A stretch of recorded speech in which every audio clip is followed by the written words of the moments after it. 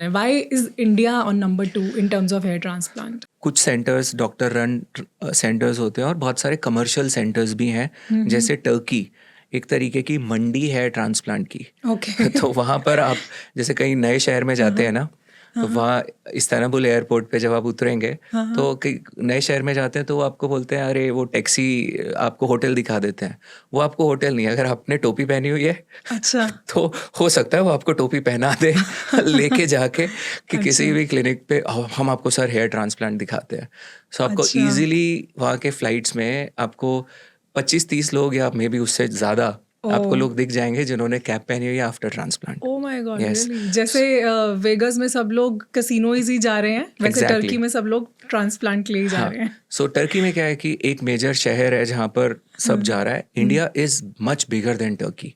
सो यहाँ पर बॉम्बे है, दिल्ली है, और भी सिटीज़ हैं जहाँ पर ये मेडिकल टूरिज्म होता है। Right. तो एक रीज़न इंडिया में लोग क्यों पसंद करते हैं आना कि they trust Indian doctors because the quality of education Yeah. Is much more much better than anywhere else. Secondly, यहाँ पे कॉस्टिंग रिलेटिवली जो अगर कोई यूएस में ट्रांसप्लांट करा रहा है या ऑस्ट्रेलिया में करा रहा है या यूके में, उसके कंपैरिजन में यहाँ पर कॉस्ट रिलेटिवली कम पड़ता है बिकॉज ह्यूमन रिसोर्स सस्ता मिल जाता है थोड़ा सा। Right. बट अब लोगों को जिनको क्वालिटी भी चाहिए और जिनको कॉस्ट भी रिलेटिवली कम पे करना है, तो वो इंडिया आते हैं। आई थिंक ये बहुत अच्छा साइन है हमारी कंट्री की ग्रोथ के लिए भी कि हमारे पास टैलेंट भी है और हम अफोर्डेबल भी हैं। Yes. तो इसीलिए एक मेडिकल टूरिज्म इतनी बड़ी it's big thing Yes. For us. Yes. Great. आपने बताया कि पहले लोगों को 40 के बाद गंजेपन की प्रॉब्लम होती थी, हाउएवर अब ये 20s-30s में ही स्टार्ट हो गया है।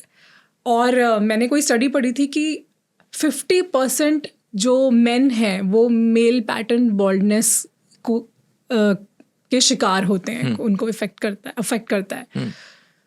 इतनी अर्ली एज में क्यों स्टार्ट हो गया? ये डाइट लाइफस्टाइल यही है या जीन्स का कितना बड़ा रोल है इसमें?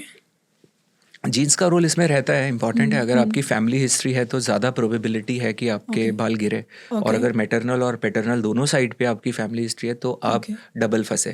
तो जैसे थैलेसीमिया ट्रेट होता है ना, तो दोनों तरफ है। आप मैरिज में प्री काउंसलिंग करते हैं, तो ऐसे में भी अगर आपके मदर और फादर मतलब जब वो मैरिज करने वाले हैं और दोनों की तरफ ही बाल लोग गंजे हैं तो थोड़ा सावधान हो जाए।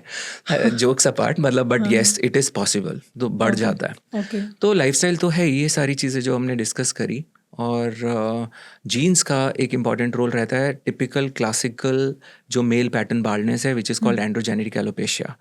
तो इसके अंदर एक हार्मोन होता है बॉडी में, टेस्टोस्टेरोन, मेल हार्मोन, जो DHT डाईहाइड्रोटेस्टोस्टेरोन में कन्वर्ट होता है।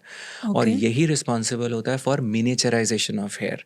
तो आप वो पैटर्न बाल्डनेस जो देखोगे जिसमें साइड से रिसीड होता है, ये पैचेस में नहीं, ये जैसे साइड से रिसीड हुआ, फिर थोड़ा थोड़ा क्राउन में डेवलप हुआ, और फिर आप देखते हैं जब ग्रेड्स होते हैं इसके, Norwood classification, so from grade 1 which is normal to grade 7 ये जब पहुंचता है तो ये इस तरह से जाता है। grade 1 से grade 7 क्या डिफरेंसेस हैं इन सभी ग्रेड्स में? तो देखिए, grade 1 नॉर्मल होता है, कोई भी मेल या फीमेल आप देखेंगे तो उनकी हेयर लाइन एक जैसी दिखती है बचपन में। सो जब प्यूबर्टी के चेंजेस आते हैं, माने अराउंड 15-14, आजकल तो प्रिकॉशियस प्यूबर्टी होती है मेल्स में भी, तो उस समय बाइटेम्पोरल रिसेशन यानी कि साइड से थोड़े से बाल कम होने लगते हैं और मेल्स में एक छोटा सा ऐसे एंगल आ जाता है जो फीमेल्स में नहीं होता। तो फीमेल्स में आप देखेंगे उनकी लाइन हमेशा रिटेन्ड रहती है, कर्विश लाइन रहती है। तो मेल्स में जब ये आता है इस स्टेज तक, grade 2 बोलते हैं इसको, इस स्टेज तक ये नॉर्मल है, इस पर कोई ट्रीटमेंट नहीं करना चाहिए। बट बहुत सारे बच्चे हमारे पास ऐसे भी आते हैं जो घबरा जाते हैं, और तो और इस स्टेज पे वो ट्रांसप्लांट तक करा कर आ जाते हैं, विच इज़ हाईली अनएथिकल, नहीं करना चाहिए बिल्कुल भी।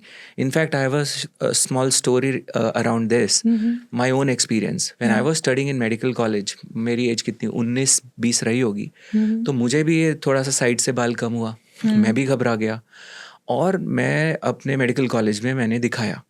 वहाँ पर उन्होंने मुझे इसकी जो मेजर दवाइयाँ रहती है, मिनॉक्सिडिल, फिनेस्टाइड, वो प्रिस्क्राइब कर दी। मुझे ज़रूरत नहीं थी उन दवाइयों की, मैंने पढ़ा था इसके बारे में थोड़ा, और तो मुझे मालूम था तो ये नहीं ऐसे सिंपली प्रिस्क्राइब कर देनी चाहिए इतने एज पे। ग्रेड 2 तक आपको नहीं कोई ट्रीटमेंट करने की ज़रूरत होती। But when it starts moving after grade 2, माने 3 और अंदर चला गया, ग्रेड 4 में आपके क्राउन में भी पीछे के पोर्शन में भी थिनिंग शुरू हो गया, और ग्रेड 6-7 होते होते लगभग पूरा ही जो आप देखते हैं खाली हो जाता है, वैसा बन जाता है। तो जिसकी थिनिंग हो रही है, ये कतई ज़रूरी नहीं है कि वो ग्रेड 7 पर ही जाकर रुकेगा। वो हो सकता है इन बिटवीन किसी स्टेज पर स्टेबलाइज हो जाए।